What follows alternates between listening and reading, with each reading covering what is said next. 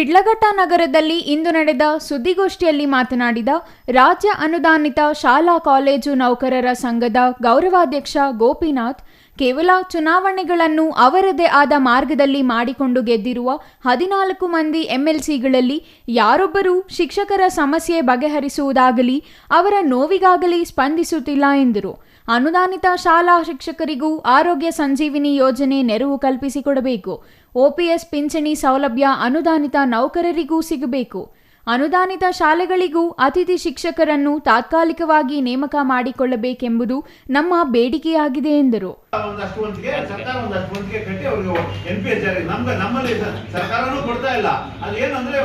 ಕಾರಣ ಇಷ್ಟೇ, ಮ್ಯಾನೇಜ್ಮೆಂಟ್ ಅವರು ನೇಮಕ ಮಾಡ್ಕೊಳ್ತಾರೆ, ಮ್ಯಾನೇಜ್ಮೆಂಟೇ ಕಟ್ಟಲಿ ಅಂತಕ್ಕಂಥ ಸರ್ಕಾರ ನಾವು ಕಟ್ಟಲ್ಲ ಮ್ಯಾನೇಜ್ಮೆಂಟ್ಗೆ. ಆದರೆ ಮ್ಯಾನೇಜ್ಮೆಂಟ್ ಅಂತ ಶಕ್ತಿಯುತವಾಗಿರ್ತಕ್ಕಂಥ ಮ್ಯಾನೇಜ್ಮೆಂಟ್ ಯಾವುದೂ ಇಲ್ಲ. ಶಕ್ತಿಯುತವಾಗಿರ್ತಕ್ಕಂಥ ಮ್ಯಾನೇಜ್ಮೆಂಟ್ ಆದರೆ ಸರ್ಕಾರನೇ ಕಟ್ಟಲಿ ಎಂಬತಕ್ಕಂಥದ್ದು ನಮ್ಮ ಒಂದು ಬೇಡಿಕೆ.